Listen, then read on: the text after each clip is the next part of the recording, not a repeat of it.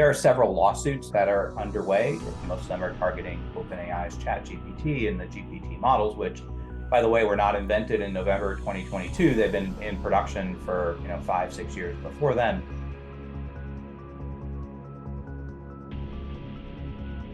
It's one thing to share your weights and parameters of the model for compliance sake, but it's quite another to expose what underlying data you're feeding into the AI and then putting governance and controls around that. I actually view governance or good governance as an enabler of good innovation. And so making sure that you have good governance is really important, and transparent governance, both to your employees and the whole world.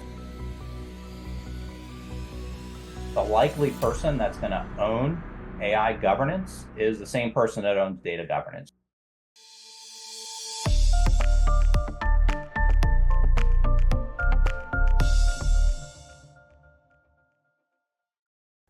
Well, Seth, it's great to have you here. Thank you so much for joining. Welcome to the WDG World Digital Governance Conversations. This is our space for conversation, collaboration, and consensus around all topics that govern our digital lives, which is right from, of course, artificial intelligence, which is the hot topic right now, but also data more broadly, and tokenization, which has been taking our world like a storm for almost a decade now, if not longer. Welcome to have you here, and would love to just get a brief introduction for everyone here listening to this conversation about you, your background in AI. I know you were responsible AI Institute as well as the IBM, and sort of part of your motivation to be part of this conversation. Yeah, well, thanks for having me, first of all. Really appreciate the opportunity. My journey is a little bit odd, or on the surface it's odd. I'm actually a human geneticist. But back in the 90s, during the time of the Human Genome Project, was when the field of big data and machine learning really started taking hold. And so I learned the skills. Taught myself the program and learned the skills of how to handle more than 100 gigabytes of data back in the 90s, which was ridiculous then. And I've been applying those skills to solve both scientific and business problems over the course of the last 2+ decades. That included work at Monsanto, where I led the data and AI part of their digital transformation, creating well over $20 billion of new value, cost savings and new value, I mean. And then I went on to be IBM's Global Chief AI Officer, where I was responsible for AI across the whole of the company, including helping some of the world's biggest companies and really figure out how to implement AI at scale. And then I had a short stint after I left IBM last year as the president of the Responsible AI Institute, while I was ramping up my own company, Qantum AI, that's really focused on helping organizations build AI strategies that are connected to real value, so their business objectives, building AI governance framework, appropriate architectures for the use cases, as well as education of senior executives. That's really wonderful. I'd love to hear a little bit more about what you're hearing around digital governance around the world. I know you're talking to people, both on the public digital infrastructure side as well as with corporations. What are you hearing today? Yeah, so I mean, especially when we look at these large pre-trained models. So you've probably maybe heard of foundational models, which are essentially large pre-trained models.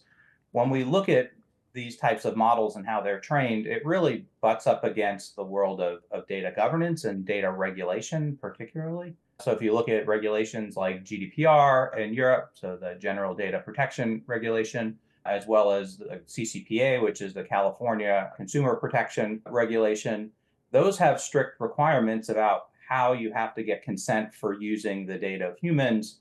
And when we look at many of these commercially available models, they pretty much ignored those regulatory requirements and just went and scraped the web. And then you have companies like my former company, IBM. We went to great extent while I was there to make sure that we acquire data for these foundational models, which include generative AI, in a way that was aligned to our principles and ethos, which really protected human ownership of their data, got consent. Even what Meta has done, they've gotten consent because when you use Meta properties, excluding WhatsApp, you're giving them permission to use your data to do things like this. So even Meta went so far as to use data that was appropriately acquired. So it is possible, and we need to make sure this is really important as we move forward.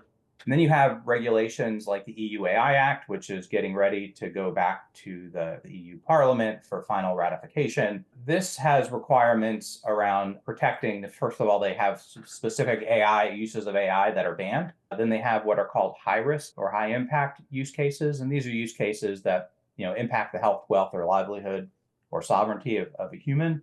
And for those high risk use cases, you need to use standards of some kind. And they specifically reference the ISO IEC standard, which is the European implementation of the ISO standard, as a way for companies to measure if they're aligning to the EU AI Act and their requirements. And so what I'm hearing is companies are confused about how to use these models. They don't understand how to have appropriate policies so their organizations can leverage generative AI for the non-technical as well as the technical folks in their organizations. And then how does generative AI specifically play into their strategy and AI strategy? Typically, my response is, well, you're asking the wrong question. What are your business goals? How does technology support those business goals? And inevitably, data, AI, and generative AI will be part of how that technology supports your business goal.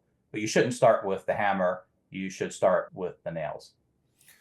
So that's very interesting. One of the startup laws says that if you think that, you've got a hammer and hammer is the right tool, then, everything will look like a nail to you. So that's very well said. And I really liked how you touched upon some of the three key items. Of course, kudos to IBM and yourself for having been on the right side of ethical use of data. But I liked how you put the idea of principle, obviously foundationally the principle being that, the data needs to be ethically sourced. And you talked about possibility. The fact that it is possible today to sort of ethically source data. It's not an impossibility. Of course, some organizations have gone and crawled the internet. Not to say that that is a bad thing if you're just doing purely for experimental purposes, not-for-profit purposes, which is kind of how OpenAI started. It sort of made perfect sense to do that because you're trying to create the possibility, showing the world the fact that something like GPT could exist was pretty marvelous, right? And proof is there. 100 million people just jumped onto it in a month to try and use it. But I think the most important thing that I heard you speak now was about permission. So I kind of like to think in acronyms, kind of rolling with you on the three Ps here, the principle, the possibility, and the permission. And I think the permission is the hardest part to solve here because it really goes back to data ownership question, which is a broader question. So very curious what you're hearing when you think in terms of data ownership and who owns the data really. You rightly pointed out that, it's really a question of, when you use a service, you just click a button and then whoever's providing the service own it. And it just goes back to the first time I ever used Microsoft Windows. I saw a license term of agreement come up. No offense to Microsoft, I love the company, great products. You scroll down all the way, you come to the bottom, it says agree or never use the product. Right? So you don't have a choice really. If you want to use a product, that's the terms and service, which is fair. It's like my game, my rules. But what are you hearing on this chessboard of our AI future? Yeah, so, I think there's a lot of issues underlying that. So one is, like I said, it's possible to collect data and get permission to use it appropriately. I think when you look at some of the topics that you brought up around permissions and the ethical sourcing of data, and even terms and conditions. I guess, first of all, terms and conditions, generative AI is a great tool to use to understand terms and conditions. It can summarize those terms and conditions in a way that you understand. When they use your data, though, as part of those terms and conditions, under those privacy regulations I mentioned, specifically GDPR and CCPA, there's different types of data that you're agreeing to use. And one type of data that you have to provide is data that's required for the system to operate. But other types of data that are not required, you have the right to, tell them not to use your data. In fact, under GDPR, you're supposed to have to opt in. So click a button to use that data. And so I often encourage people to think twice about what they opt into and then, how they can opt out of that if you're concerned about how your data is being used. When you start getting into, other types of data that's being used, so specifically data scraped off the internet, there are several lawsuits that are underway pertaining to that as they look at generative AI. Most of them are targeting OpenAI's ChatGPT and the GPT models, which, by the way, were not invented in November 2022. They've been in production for 5-6 years before then. These lawsuits are focused on books, authorship, acting, comedic content, videos, images, and how that plays in and how organizations need to likely need to license this information from those organizations in order to use those. And as companies, it's really important that you make sure that you're fully indemnified when you're using these tools so that you're not subject to any leakage. I'm not a lawyer, but any potential leakage to your liability that you inherited from these companies. So I always look for full indemnification when I use these tools. And you need to be mindful about what happens if those companies need to remove some of this information if they can't come to licensing terms. Is it going to affect your ability to use that. What does that mean for any contracts you have in place and things like that? There's a whole lot of uncertainty that's around the space, which is part of the governance processes that need to be put in place when you're thinking about using these tools. So how do you bring these tools in? How do people use these tools? How do you prevent leakage of your corporate IP into these models? So like what happened with Samsung about 9 months ago, where their IP was trained into the GPT model. So the OpenAI, general pre-trained transformer models, which is what GPT stands for. And so those are all things that you need to be mindful of from a governance perspective when you're using these tools.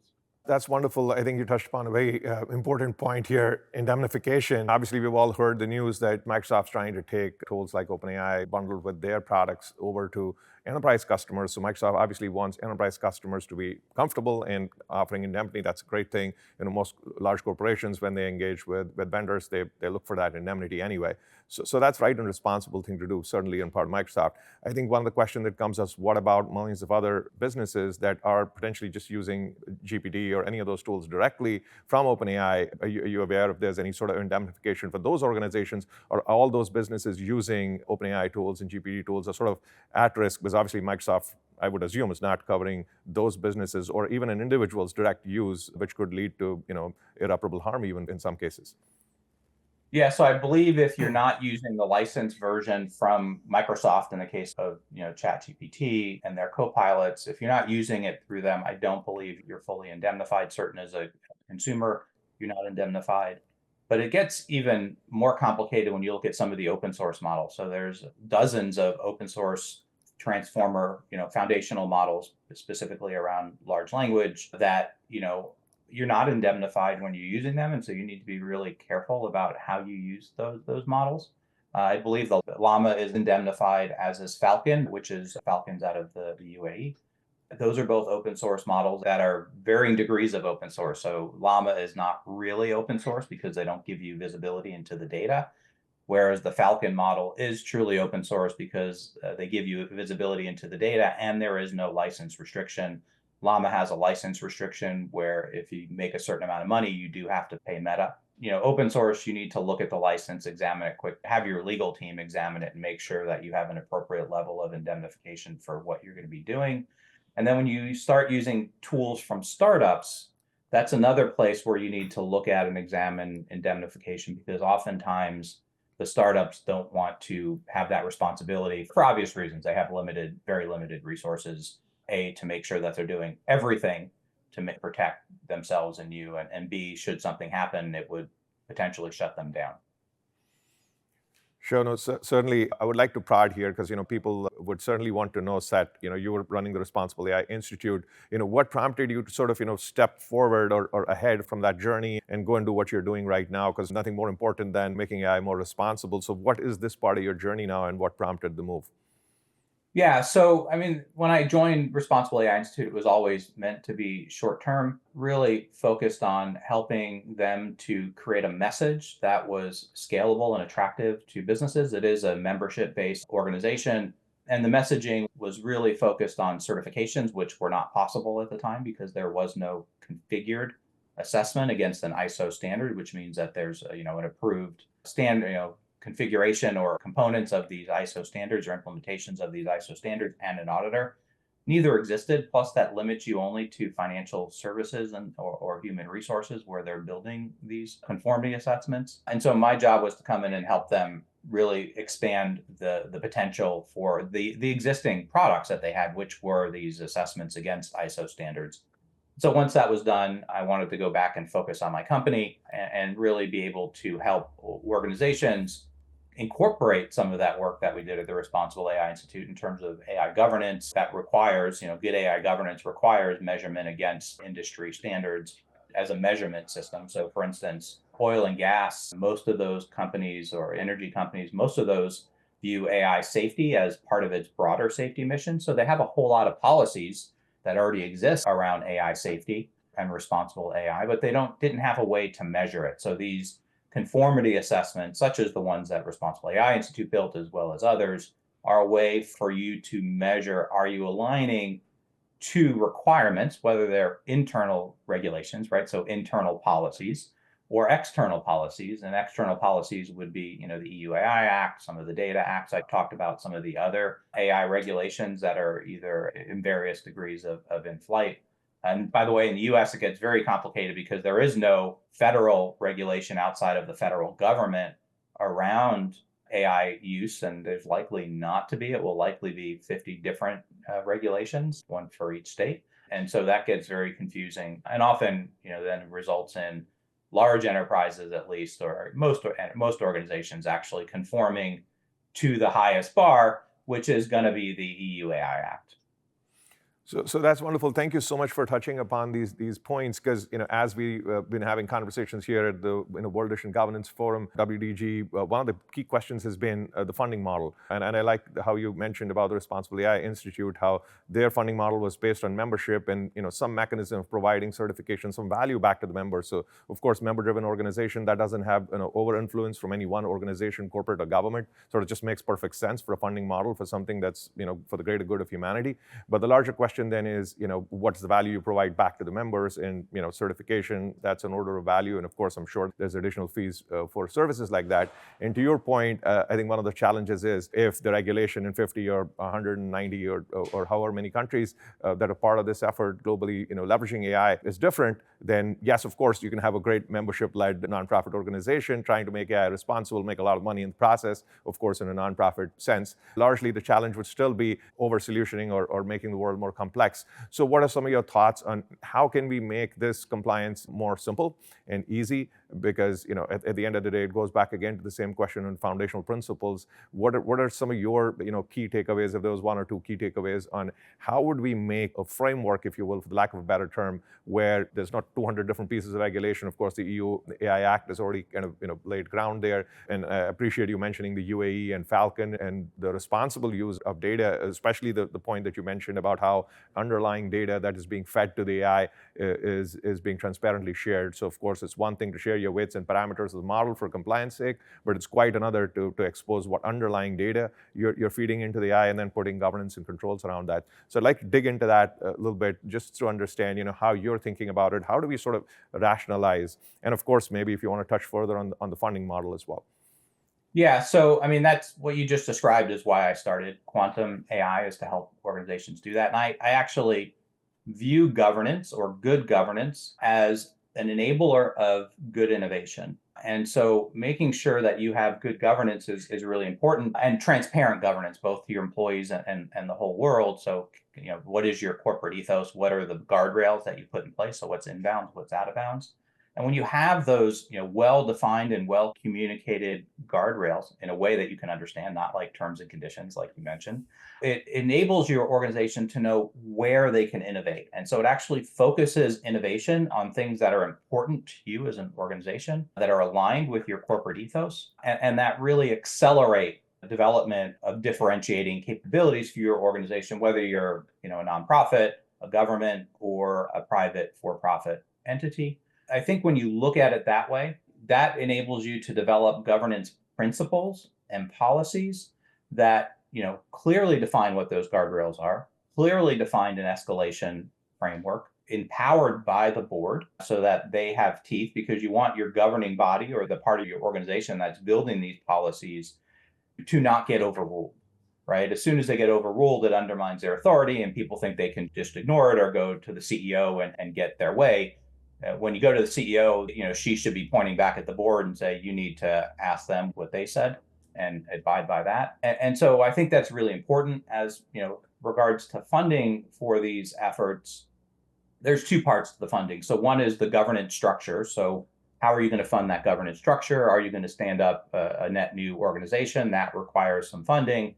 Are you going to create a virtual, organization that leverages existing human capital? So people. We need to remember that they're people, not resources. And then there's a hybrid where you have a small governing, a small organization that owns the governing body. And then, a lot of other people that contribute are, adding on to their job, as often happens. If you look at some of the work, so I'm on the AI governance board for IAPP, the International Association for Privacy Professionals, for data privacy professionals. Why are they, getting in this game of AI governance? Well, the likely person that's going to own AI governance is the same person that owns data governance, which is under the EU AI Act. It's defined as the data protection officer. That's really IAPP's focus audience. And so it makes sense for them to build AI governance frameworks that live under that existing data privacy organization or virtual organization in any enterprise. It's actually required by the EU AI Act that you have a data privacy officer. And so I think that's a good way to look at it. And it can be both a cost driver, so good governance, as well as a cost avoidance. So cost avoidance obviously comes from the regulatory impact. GDPR is up to 4% of your global turnover, whether you're EU based or not, if you operate in the EU. The EU AI Act is up to 7% of your global turnover. Again, that's global, not your EU revenue, it's your global revenue. And again, you don't have to be EU based, it's extraterritorial regulation. And so the potential financial impact of not having good governance is tremendous, let alone the reputational impact, like you mentioned earlier. So these are all ways to look at it when you think about funding these, right? There's the cost revenue as well as the new revenue opportunities or cost savings. Because as I mentioned, good governance focuses innovation where you need it, and it should focus it on your organizational objectives. So what are your organizational goals that you report to your owners? And how does AI and generative AI support that? And then how does the good governance that you're building really help implement that? Like I said, that's the focus of Quantum AI, and that's really why I started this organization, was to help work companies figure out how to do that in a meaningful and scalable manner. So, Seth, that was wonderful. Thank you so much for summarizing it so well, because, like you rightly pointed out, even within an organization, you have to find a way to not share that cost of compliance just across lines of businesses and silos, but also taking that to a whole new level, talking about, not duplication of effort across organizations, industries, and so forth, because I'm sure everyone's going to try and solve the same problem over and over. So the question is, how do you create that shared conversation? That's part of that, at the very core of the World Digital Governance effort, to kind of create that shared conversation, so we bring that cost down, to your point, and make it more sustainable and real and possible, so we can spend our energy and dollars more towards the real outcomes, which are, how do you answer the questions around data ownership, data governance, data privacy, and control back to the end user. So thank you for that. Before we part for today, I would love to get, maybe one key thing that's sort of at the back of your mind, if you were to dig in and say, hey, here is this one question that we'd like the World Digital Governance Forum to sort of ponder further over, maybe an unresolved question that you think, hey, we really need to answer this. What would be that one question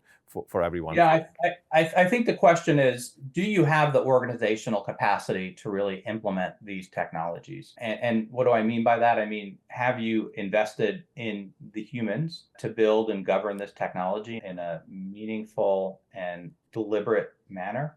And that does not just mean, hiring new people. That means empowering your workforce with new training and education. So upskilling, if you will, and you should enable a significant amount of that to happen on their company time. So you shouldn't expect people to spend their time off focused on training, some of which should happen at work. And then the other thing is, what are the socioeconomical impacts as well as the impact on the global digital divide? So how do we make sure that this technology is implemented in an inclusive way, both economically, socially, and looking across the digital divide, so essentially north of the equator versus south of the equator for the most part? And how do we make sure that these technologies do not inflict our ethos and our morals on those parts of the world? Well, thank you so much, Seth, for being here. Really appreciate your impeccable choice of words, people and human, not resources. We're glad to have you here digitally. Join us. Hopefully we see you next time in person. Thank you again, Seth, for joining. Yeah, my pleasure. Thanks for having me.